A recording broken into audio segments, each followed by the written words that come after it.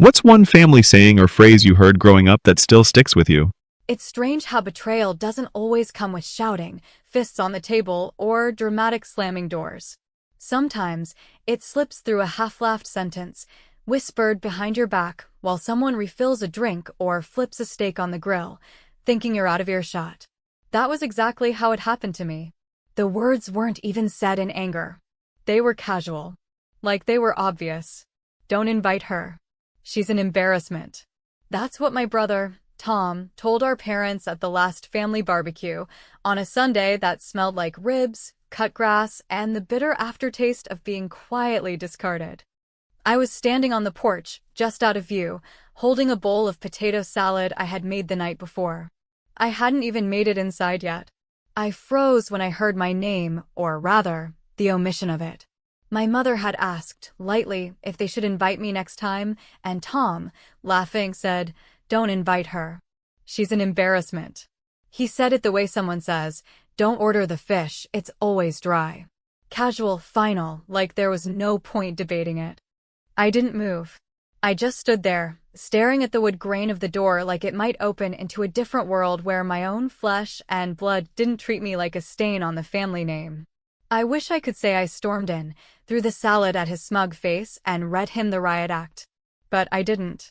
I stepped back, slowly, turned around, and walked to my car, my keys already in my hand, the salad still warm in the bowl, my heart colder than it had been in years. That's the thing people don't understand. Rage is flashy, loud, and burns quick. But disappointment? Disappointment sits with you. It lays its head on your chest at night and whispers, "You deserve this." And the worst part was, deep down, some small, ugly part of me agreed. I had spent the last 10 years quietly patching the holes in my brother's life. I paid for his daughter's private school tuition when they couldn't make ends meet, and I never asked for a dime back. I covered the therapy sessions his wife desperately needed but couldn't afford. I bought their groceries more often than not, using online deliveries so they wouldn't feel ashamed. I never brought it up. Not once. Because I believed helping family meant you didn't keep score. I kept my silence not out of pride, but because I loved those girls. I loved Denise, too, even when her moods turned brittle and sharp, when she cried into the phone at midnight because she couldn't breathe from the pressure of pretending everything was fine. I loved Tom, though now I don't know why. Maybe it was the habit of love, the way old shoes still feel like yours even when they no longer fit. So when I heard him reduce me to a joke, to an inconvenience he didn't want around, it wasn't anger that settled in my bones. It was clarity. Not the kind that comes like lightning, but the slow, creeping kind that whispers, "You've been played." I didn't text him. I didn't call Denise. I didn't say a single word to our parents. I went home, sat at my kitchen table, and opened my banking app. I canceled the recurring tuition payments first. It felt like snapping a thread I had tied to my chest for years. Then I logged into the grocery delivery service and removed their address from the list. That one stung more than I expected. Finally, I sent an email to Denise's therapist with a simple note, "Please cancel all future sessions billed to me. They will no longer be covered." I didn't sign it. She'd know who it was from. And that was it. I didn't cry. I didn't rage. I just stopped. Every dollar I had given was invisible to them, so I figured its absence might finally speak the volume I had been too polite to. They say revenge is best served cold, but I wasn't serving revenge. I was withdrawing. Quietly, completely. I didn't need him to know why. I needed him to feel it. Let me ask you something. Have you ever been so deeply hurt, not by a stranger, but by someone whose face is carved into every photo of your childhood, that you realize silence is the only language they might actually hear? Because I didn't need to scream. I just needed to stop showing up. Financially. Emotionally. Period. The next morning I got up at 6, made coffee, and went to work like any other day. I didn't check my phone. I didn't scroll through social media. I didn't care if Denise noticed the groceries weren't on the porch. I didn't care if Emily or Zoe got called to the office for a late tuition fee. I was done pretending I was the family's quiet savior. And what haunted me most wasn't that Tom said I was an embarrassment. It was that I believed him, just for a second. That maybe, in their eyes, Kindness with no strings looks pathetic. Maybe love, when it's not loud or public or visible, doesn't count.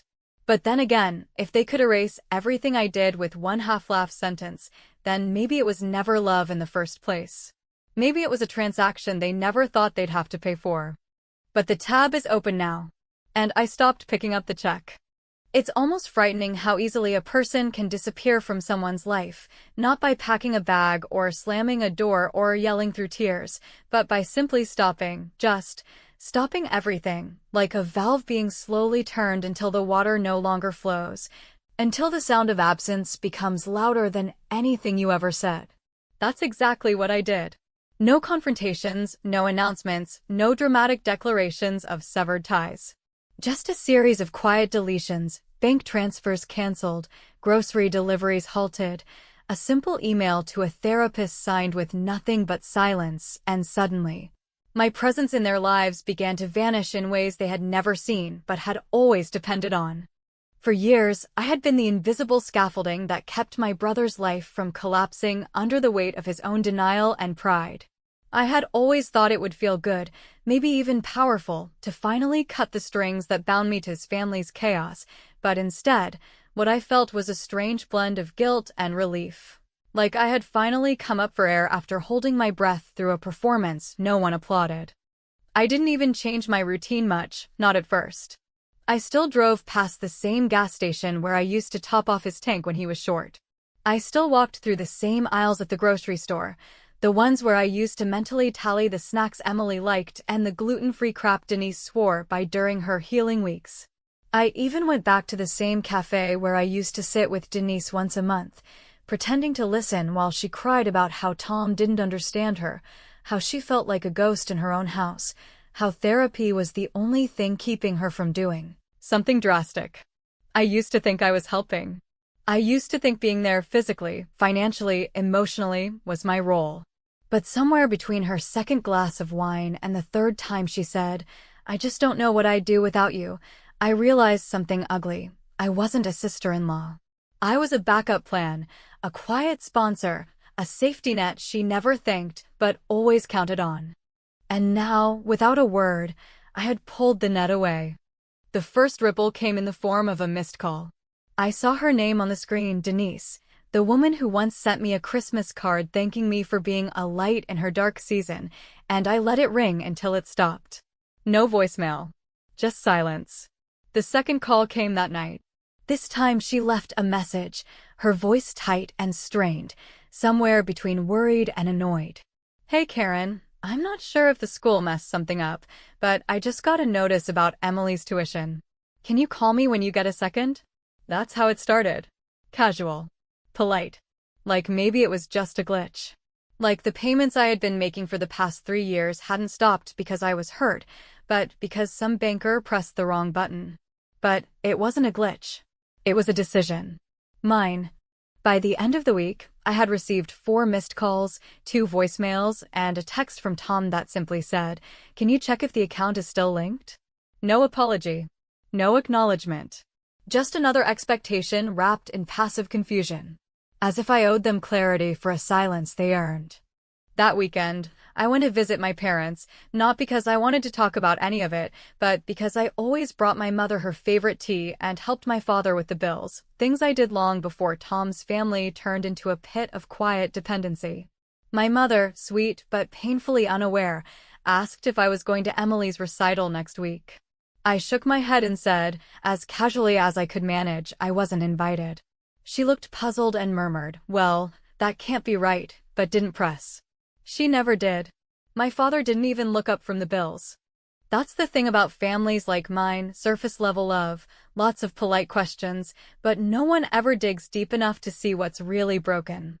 What struck me most was not that Denise and Tom were scrambling, it was how long it took them to notice. A week went by before I got a message from the school directly, CC'd to me out of habit. It read, "Second tuition payment overdue. Please contact our office immediately to avoid disruption." I forwarded it to Tom with no message. No smiley face. No explanation. Just the forward. 15 minutes later, he called. I watched the screen as it buzzed on the table. I didn't pick up. He called again. then texted, "Is everything okay?" And that was the moment I realized the full scope of what I had built around them. I wasn't just a sister. I was the engine under the hood of a car they didn't know how to drive. They had assumed it all would keep running, no matter how often they ignored the dashboard lights. A few days later, Denise sent a longer message, this time with less patience and more edge. "I don't know what's going on, but this isn't like you. If something's wrong, just tell us. The girls are confused. I'm confused. We need to talk." But I didn't want to talk. I wanted them to sit in it. I wanted them to stare at the empty pantry and the unpaid bills and the "we regret to inform you" emails and wonder why the air felt thinner, why the world suddenly seemed harder to push against. Because for once, I wasn't softening it for them. I hadn't changed. I had simply stopped protecting them from the consequences of their own lives. And I have to admit, I was curious. How long could a family built on quiet dependency survive once the silence turned its back? There's a certain kind of silence that doesn't come from peace or stillness, but from dread slowly curling around a household like smoke from a fire no one can find the source of yet. And that was the silence I imagined settling into Tom's house in the weeks that followed my quiet departure, that creeping sense of unease where every unopened envelope becomes a threat and every late-night conversation begins with "did you notice?" and ends in unspoken panic. The kind of silence where even the kids start whispering without knowing why. I didn't need to knock on their door or call them out to know the walls were already shifting. I'd built enough of their foundation to understand exactly how fast it could collapse once I stepped away. The first real crack I heard wasn't from them directly, it came through a friend of a friend, a woman from church who stopped me in the grocery store aisle where I was choosing a bottle of Pinot Noir and a tub of overpriced olives I used to buy in bulk for Denise. She said, with that particular tone that always sounds like concern but tastes like gossip, "Oh, I saw Denise last Sunday. She looked tired. Said things have been rough lately. Tom's been real tense." I smiled politely, nodded, and walked away before I could say something sharp and real, like, "Rough happens fast when your safety net gets tired of being invisible." But I didn't say anything. That was the new rule. Say nothing, do nothing, just let the truth make its own noise. By the end of that week, I started receiving voicemails from Denise that were longer, more strained, and increasingly laced with confusion that was starting to smell a little like desperation.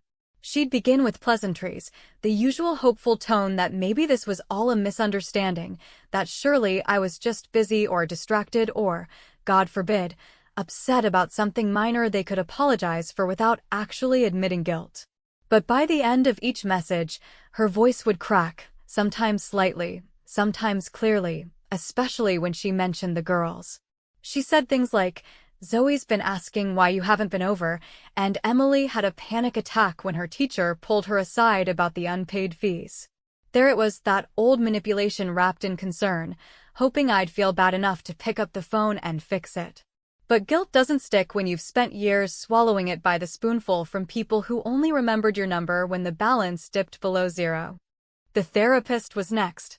Not Denise's, but a message from the office manager I'd worked with directly, a polite inquiry asking whether I intended to resume coverage, adding, almost apologetically, that Denise had missed her last 2 sessions and seemed unaware the payments had stopped. I responded with a single line, "All future financial matters regarding Denise should be discussed with her husband." Nothing else. No signature. No explanation. It was probably the coldest thing I'd ever written, and yet it felt no colder than the words Tom had offered when he called me an embarrassment in front of our parents, with no hesitation and not even enough respect to be cruel privately. Around that same time, the school issued a formal letter to Tom and Denise, one that, whether by mistake or out of habit, was also copied to me. The language was polite but firm, reminding them that tuition was now 60 days past due, that their daughter's academic standing would be affected if arrangements weren't made immediately. The letter ended with a line I had seen before, one that had always made me wince, but now filled me with a twisted kind of justice. If a sponsor or third party is no longer covering the student's tuition, the responsibility falls solely on the parents. I didn't respond. I deleted the email, then sat back and stared at the ceiling for a long while, wondering how many layers of consequence they'd have to peel through before they saw my fingerprints on the edges. It wasn't long before my mother called, her voice warm but slightly tremulous, clearly caught between wanting to ask questions and not wanting to start a fight she didn't understand. She said Tom had mentioned things were tight, that Denise had seemed overwhelmed lately, and that the girls were really missing their aunt. I bit my tongue, nodded through the phone, and said I'd been busy with work. She didn't press, but I could hear it in her pause, the ache of someone sensing a storm but unable to see the clouds. And honestly, I didn't blame her. She had lived her whole life not seeing things she didn't want to see, especially when it came to her son. The final nudge came on a Tuesday morning, just after sunrise, when my phone buzzed with a name I hadn't seen in months, Pastor Reggie. Now, to understand how strange that was, you'd have to know that Pastor Reggie doesn't meddle. He preaches about forgiveness, sure, and community and support, but he doesn't insert himself into family squabbles unless something has gone terribly wrong or terribly public. I let it ring the first time. The second time I answered.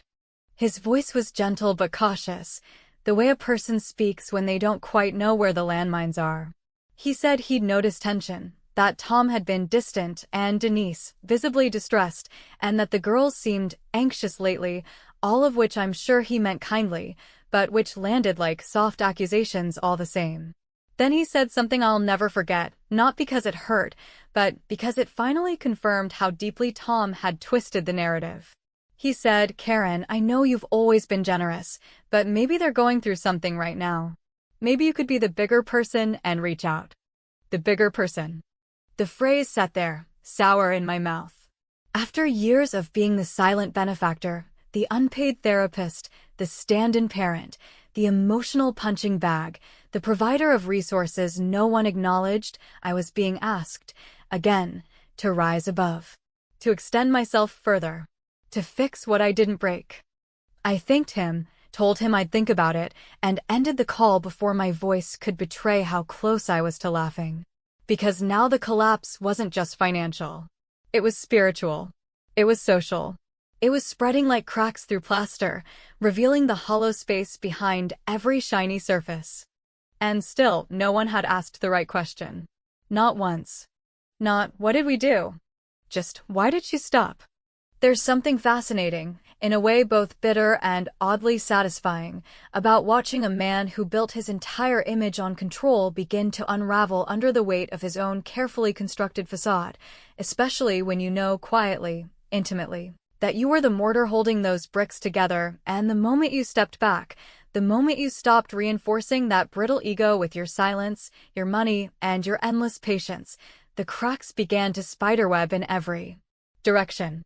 Tom had always been one of those men who knew how to smile just enough, speak just carefully, and keep his chaos just barely under wraps so the outside world would never suspect that his foundation was borrowed, that the stability he wore like a tailored suit was, in truth, stitched together from favors and silence and the loyalty of a sister he never deserved.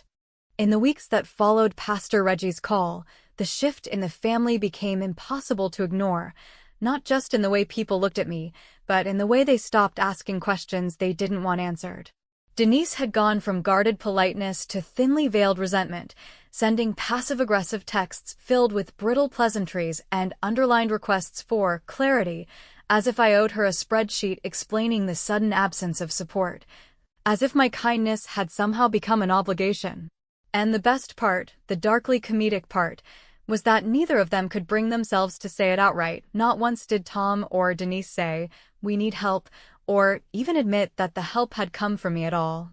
Instead, they danced around it, as if naming it would cost them the illusion of independence they clung to like a tattered flag in a storm they pretended wasn't happening. But the illusion was already slipping, and not just within the walls of their home. The whispers had begun. At the church potluck, at Emily's school fundraiser, in the parking lot after Sunday service, people were starting to notice that something had changed. Denise, once manicured and composed, had started showing up in sweatshirts that didn't fit, her makeup slightly smudged, her smile just a bit too forced.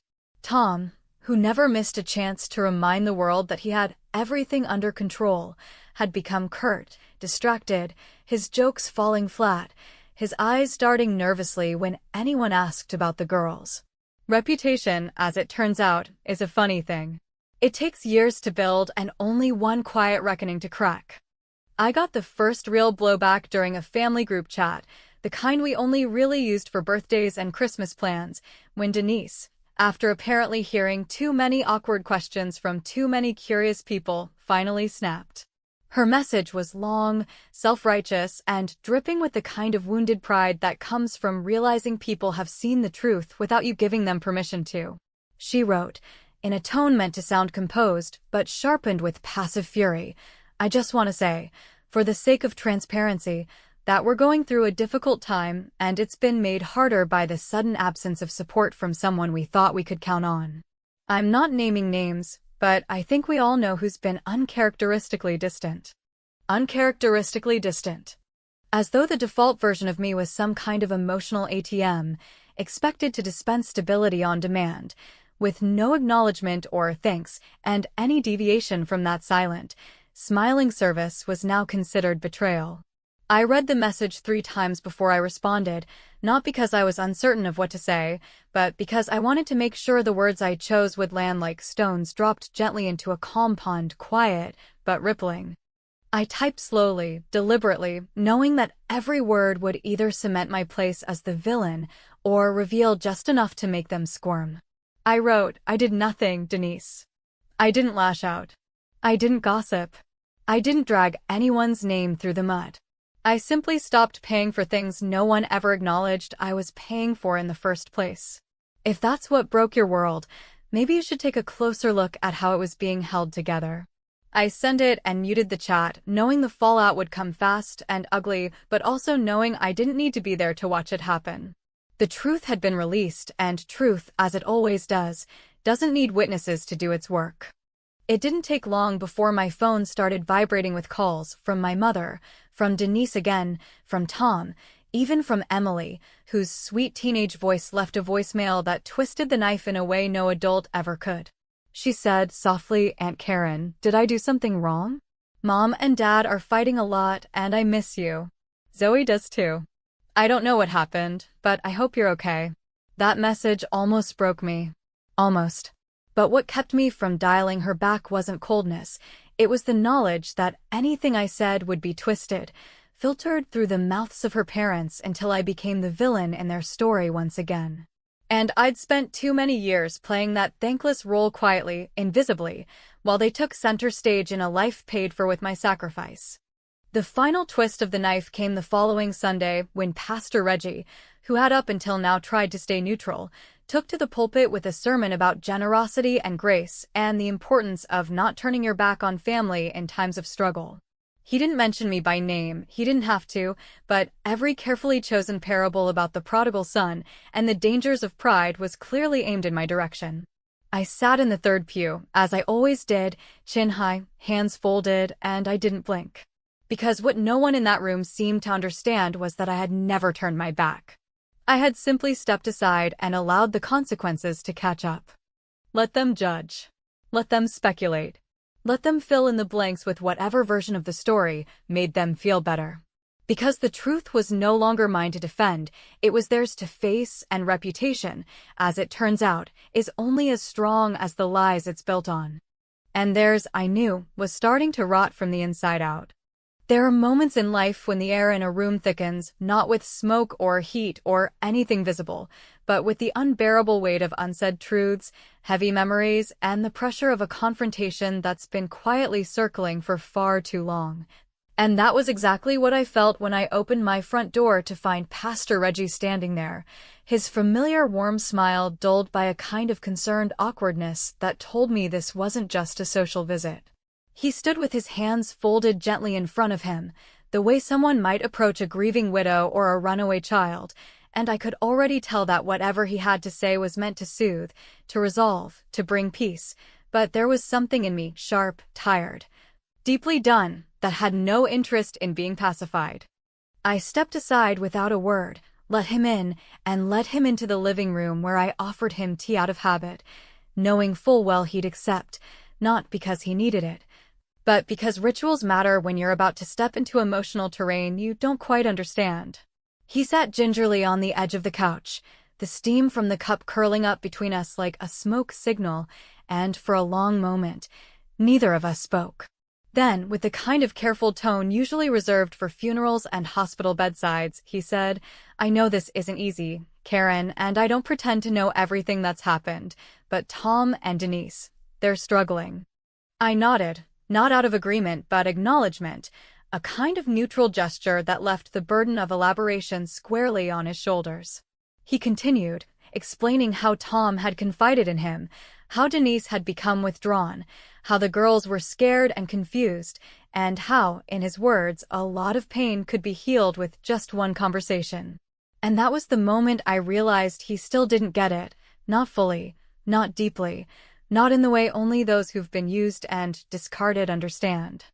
Because to him, this was just a rift, a misunderstanding, a family feud that could be mended with some hugs and apologies and maybe a good prayer circle. But to me, this was the culmination of years of imbalance, of emotional theft dressed as love, of being taken for granted so thoroughly that my presence had become invisible until it vanished, and only then did they begin to panic. I listened politely as he pleaded for compassion, for mercy, for being the bigger person, that tired phrase that always falls on the shoulders of the one who's already carried too much. When he finally paused, waiting for my response, I stood, walked slowly to my office and returned with a folder, thick, heavy, neatly labeled and organized, filled with printed invoices, receipts, confirmation emails, school payments, therapy session charges, grocery delivery statements, gift cards for birthdays, clothes for school, and countless other things that had been handled, paid for, and never once acknowledged. I placed it on the coffee table between us, not like a weapon, but like evidence in a trial no one had asked to witness until now. He didn't reach for it at first, he just stared, silent, his expression shifting slowly from confusion to recognition to something very close to shame. I said, calmly, "That's the sum total of what I've done for Tom's family over the last 6 years. I didn't keep track because I wanted credit. I kept track because I needed to remind myself it was real, that I wasn't imagining how much I gave without being asked, without being thanked, without being respected. And all it took to undo it was one sentence. She's an embarrassment. That's all." He opened the folder slowly, leafing through the pages, his eyes scanning the neat rows of numbers and names, the timestamps and payment notes. The visible footprint of someone who had quietly kept another family afloat while receiving nothing in return except silence and, eventually, insult. He closed it after a few minutes, gently, as if afraid the truth inside might spill out and stain the carpet. "I didn't know," he whispered. "No," I replied, "you didn't. Because I never made it public. Because I believed that helping family meant you didn't hold it over their heads. But there's a difference between giving and being used. And Tom crossed that line a long time ago." He sat back, visibly shaken, and for once, said nothing. No sermon. No moral. No attempt to tie it up with a neat bow. Just silence. The kind of silence that comes when someone finally sees what you've been carrying and realizes they've been walking on it like it was ground beneath their feet. He left shortly after, taking the folder with him at my request, not to share, but to show, just once to Tom, so that he could understand the full measure of what he threw away with that careless laugh. I didn't ask for an apology. I didn't expect one. I only wanted the truth to settle into the cracks of their crumbling story and fester there until they were forced to look at each other and say, "We did this." 2 days later, Tom came to my door. He didn't knock like a man full of pride. He knocked like a man who had run out of excuses. His face was pale, hollowed out, and there was no performative smile, no pretense of dignity, just quiet regret, raw and unscripted. He held the folder in his hands like it weighed more than it should, and for a long moment, we just looked at each other, the years between us rising like smoke, thick and suffocating. "I didn't know it was all you," he said. I didn't respond. "I didn't mean it like that," he added weakly. Still, I said nothing. I was embarrassed, I guess. That we needed so much. that you were the one who always fixed it. I stepped forward then, not to embrace him, not to forgive, but to take the folder from his hands. You can shred those pages, I said, or you can frame them. Doesn't matter to me. But don't ever pretend again that you were doing fine on your own. He nodded, eyes damp, and for a brief moment, I saw the boy he used to be, lost, insecure, always trying to look bigger than he was, but that version of him had died long ago, buried under the weight of too many lies and too much pride. As he turned to leave, I said one last thing, not for him, but for me. You called me an embarrassment. But maybe the real embarrassment was needing me so much and never having the spine to admit it. And with that, I closed the door. Whether I'll ever open it to him again, I don't know. Some things don't break clean. Some things rot slowly. And sometimes the most powerful thing you can say is still nothing at all.